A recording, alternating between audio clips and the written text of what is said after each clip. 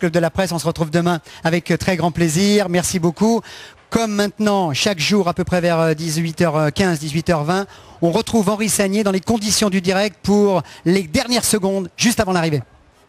Sato qui emmène pour savoir où sont placés ses coéquipiers. Alors attention, il y a derrière, il y a du Rabobank derrière, il y a Oscar Freire hein, qui est placé. Le dernier kilomètre, la flamme rouge. Et Rouchov qui remonte aussi avec ses coéquipiers. Ah, on va assister à un superbe sprint sur une chaussée qui est très large, hein, plus de 9 mètres de large ici sur le boulevard Gambetta. Regardez maintenant, c'est l'inverse. On voit Bonnen en plein milieu, on voit Benati qui est lui mieux placé. Bonnen est un peu enfermé là. Hein. Oh, il y a le temps, encore. Il est quand même un peu loin là. Il est loin. Et là, oui, c'est vraiment le train des Crédits Agricoles. Charteau qui s'est écarté. C'était Hinault. Et Hinault. Charteau qui était juste sur le côté. Hinault a fait le train. Et c'est repris par Quick-Step maintenant, par l'élan prêt. Alors on n'a pas eu le temps de parler de ce sprint, mais il est très particulier. Ça monte. Regardez, et ça va tourner sur la droite. Au tout dernier moment, Bonnen s'est replacé. Il est dans la roue de De Jong. Non, c'est Kretzken qui est dans la roue de Kretzken. C'est alors là, et regardez, Benati est juste derrière lui. Alors là, on a vu disparaître sur le côté gauche. Là, regardez, Bonnen. Oh, la chute d'un Crédit Agricole. Chute. Non, il tombe tout seul, il n'y a pas de mal. D'accord. Et on va voir, voilà, il débouche là.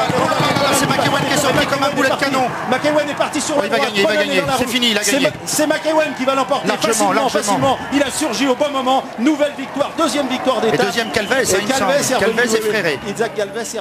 Exactement, victoire de Robbie McEwen devant Galvez, devant Fréré. On va revoir tout de suite les panneaux. Je pense qu'on les a en préparation.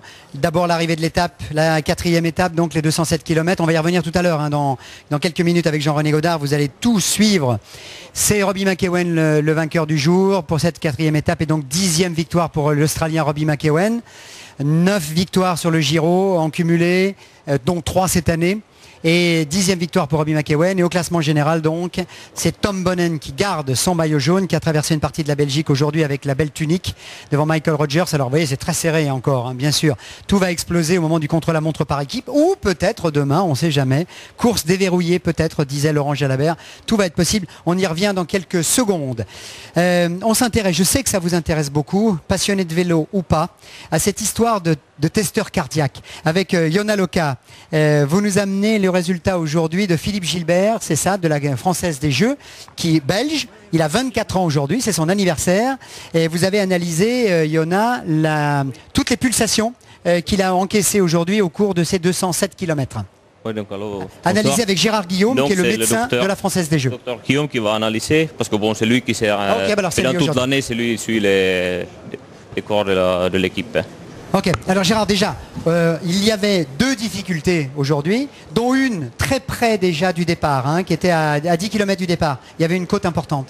Donc on voit d'ailleurs tout de suite sur le profil de cet enregistrement, justement, que la fréquence cardiaque augmente presque à son maximum au départ, là, puisqu'elle est à 90% de sa fréquence max.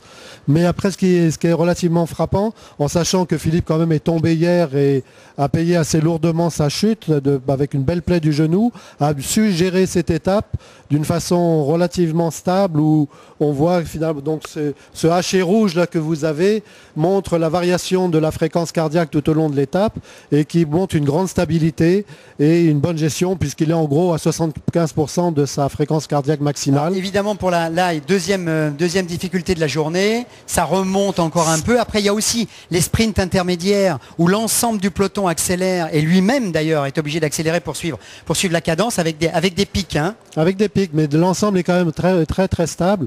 Et on voit déjà donc qu'il a bien récupéré de sa chute d'hier. Donc et on voit bien donc le sprint final où là ça monte à 95% à peu près de la fréquence cardiaque maximale. Et bon.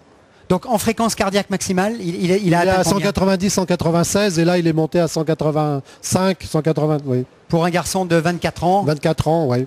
Alors on calcule toujours cette histoire de 220 moins... 220 moins l'âge, bon, ça c'est vrai, c'est beaucoup plus vrai pour tout un chacun, pour chacun d'entre nous. Il y a un petit correctif avec les sportifs professionnels qui ont quand même un entraînement... mais en gros, ça reste assez vrai. Ça reste assez vrai. Ouais. 220 moins 24, on aboutit à 196, ce qui est aujourd'hui sa fréquence maximum. Tout à fait. À qui on va souhaiter un très bel anniversaire. Tout à fait. Bon, vous le surveillez au jour le jour, ça, docteur Guillaume? Moi, je le surveille au jour le jour et en plus, j'étudie ce qu'on appelle la variabilité du rythme cardiaque au repos, c'est-à-dire que j'enregistre les montres au réveil et ce qui permet de détecter un petit peu l'état de fraîcheur et de dépister la fatigue avancée chez ces coureurs. Merci d'avoir participé à votre façon au Vélo Club. Jean-René Godard, maintenant c'est à vous pour le résumé de cette 4e étape, donc, avec un scénario le même, bis repetita placent, disaient les latins.